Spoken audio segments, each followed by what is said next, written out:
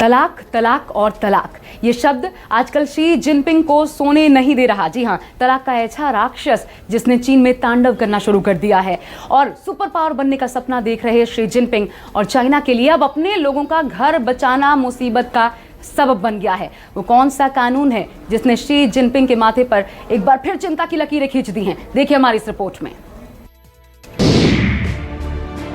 चीन ने दुनिया पर कब्जे की नीति बनाई और अंजाम हुआ तलाक।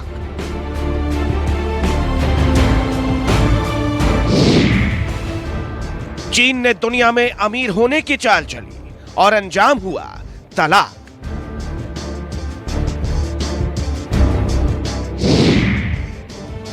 चीन ने दुनिया को कोरोना महामारी बांटी और अंजाम क्या हुआ?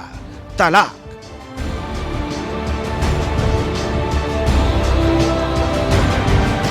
तलाक, तलाक, तलाक।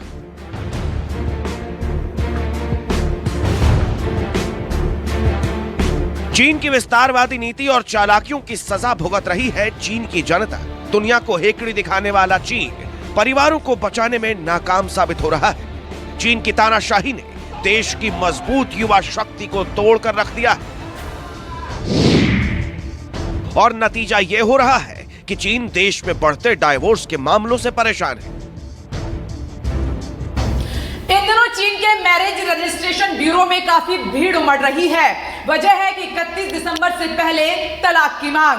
31 दिसंबर से पहले चीन के शादीशुदा जोड़े अलग होना चाहते हैं क्योंकि चीन में पहला सिविल कोड लागू होने जा रहा है। इसके पीछे चीन सरकार की मंशा है कि देश में बढ़ते बेतहाशा तलाक के मामलों को रोका जा सके। सरकार ऐसी उम्मीद जता रही है, लेकिन ठीक दूसरी तरफ पहले सिविल कोड के लागू होने से लोग खासे नाराज दिखाई दे रहे हैं।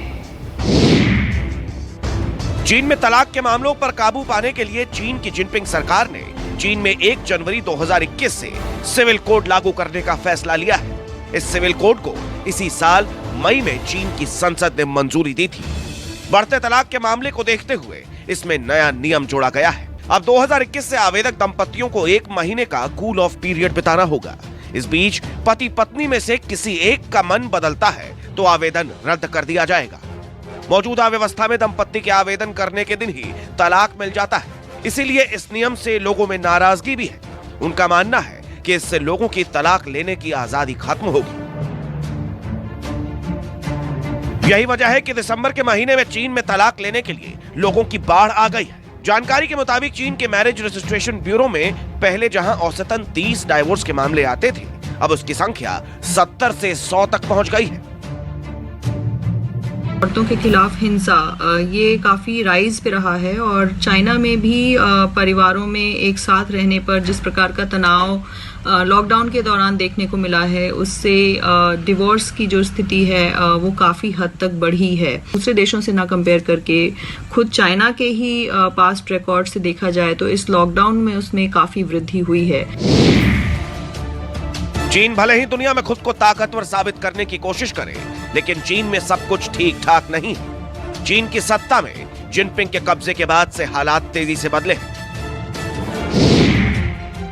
विस्तारवाद की नीति ने दुनिया भर में चीन के दुश्मनों की तादाद बढ़ा दी है। सस्ता और खराब माल बेचकर चीन ने व्यापार क्षेत्र में अपना भरोसा गिराया है। कोरोना के बाद से दुनिया में चीन को लेकर जबरदस्त गुस्सा है। उस पर जिनपिंग की छिपो और छिपाओ की नीति ने भी चीन का विश्वास घटाया है और इन तमाम वजहों ने चीन की जनता में असुरक्षा की भावना को बढ़ाया है और इसका सीधा असर पड़ा है पारिवारिक रिश्तों और शादीशुदा जिंदगी पर। आंकड़ों के मुताबिक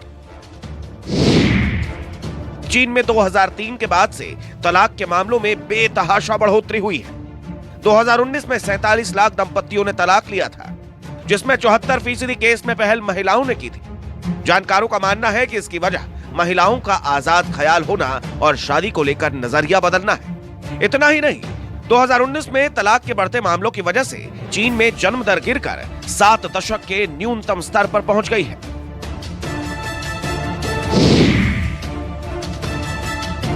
एक परिवार एक संतान। चीन ने अपनी इस नियम के जरिए देश की आबादी पर कंट्रोल करने की नीति बनाई, लेकिन चीन की यह सख्ती उसके लिए गले की फांस बन चुका है।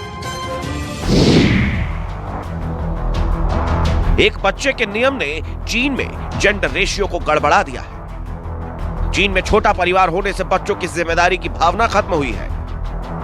आजादी और अय्याशी की सोच ने पारिवारिक संबंधों को कमजोर किया है। दुरुस्त होती मेडिकल सुविधाओं के बीच चीन में बुजुर्गों की तादाद बढ़ी है।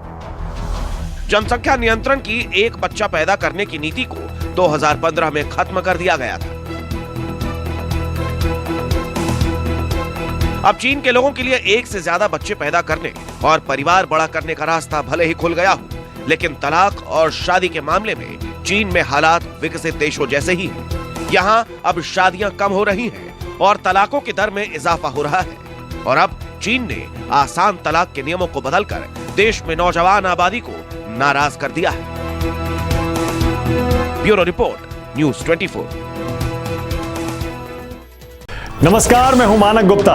अगर आपको हमारा ये वीडियो पसंद आया हो तो इसे लाइक और शेयर जरूर करें। और हां, हमें सब्सक्राइब और फॉलो करना ना भूलें ताकि आप देश और दुनिया की कोई खबर मिस ना करें। तो जुड़े रहिए हमारे साथ और देखते रहिए न्यूज़ 24।